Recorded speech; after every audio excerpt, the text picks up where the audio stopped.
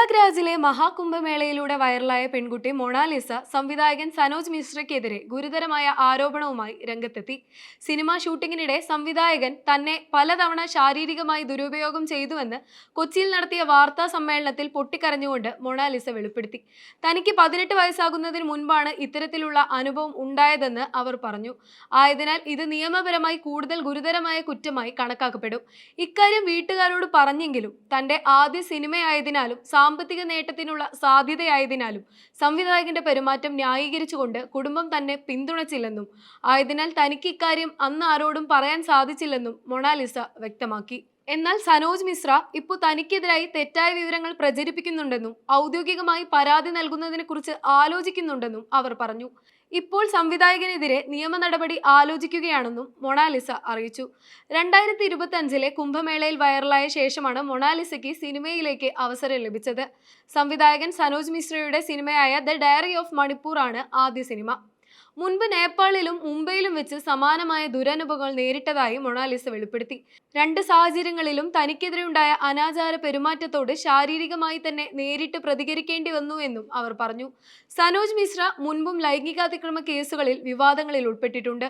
മുൻപൊരു യുവതി നൽകിയ പരാതിയുടെ അടിസ്ഥാനത്തിൽ സനോജ് മിശ്രയ്ക്കെതിരെ ബലാത്സംഗ ആരോപണം ഉയർന്നിരുന്നു. സിനിമയിൽ അവസരവും വിവാഹ വാഗ്ദാനവും നൽകി ശാരീരിക ബന്ധത്തിൽ ഏർപ്പെട്ടുവെന്ന ആരോപണമാണ് കേസിന്റെ പ്രധാന ഭാഗം. കൂടാതെ പരാതിയിൽ ഗർഭധാരണം, ഗർഭഛിദ്രം എന്നിവയും ഉൾപ്പെട്ടിരുന്നു. മൊണാലിസ ഇപ്പോൾ ഭർത്താവിനൊപ്പം കേരളത്തിലാണ് താമസം.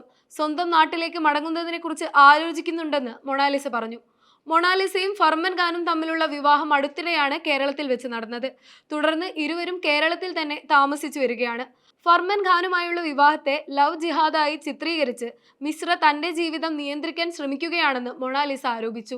വർഗീയവാദങ്ങൾ പ്രചരിപ്പിച്ച് തങ്ങളുടെ സ്വാതന്ത്ര്യത്തെ തടസ്സപ്പെടുത്താൻ ശ്രമിക്കുന്നുണ്ടെന്നും അവർ പറഞ്ഞു.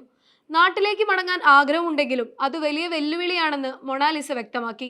ഞങ്ങളുടെ ജീവന് ഭീഷണിയുണ്ട് എന്ന ഗുരുതര ആരോപണവും അവർ മുന്നോട്ട് വെച്ചു. സുരക്ഷാ ആശങ്കകൾ മൂലം സ്വന്തം നാട്ടിലേക്ക് മടങ്ങുന്നത് ഇപ്പോൾ പ്രായോഗികമല്ലെന്നാണ് മൊണാലിസയുടെ നിലപാട്. സംഭവത്തിൽ കൂടുതൽ നിയമസുരക്ഷാ ഇടപെടലുകൾ ആവശ്യമായി വരുന്ന സൂചനയും ഇതിനോടകം ഉയരുന്നുണ്ട്.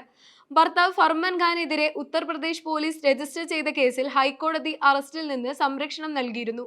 ഈ ഉത്തരവുമായി ബന്ധപ്പെട്ട് പ്രസ് ക്ലബിൽ മാധ്യമങ്ങളോട് സംസാരിക്കവെയാണ് മൊണാലിസ സനോജ് മിശ്രയ്ക്ക് നേരെയുള്ള ആരോപണങ്ങളും അനുഭവങ്ങളും വെളിപ്പെടുത്തിയത്. സംഭവവുമായി ബന്ധപ്പെട്ട് കൂടുതൽ വിശദാംശങ്ങൾ പുറത്തു വന്നതോടെ വിഷയത്തിൽ കൂടുതൽ ശ്രദ്ധ കേന്ദ്രീകരിക്കപ്പെടുകയാണ്.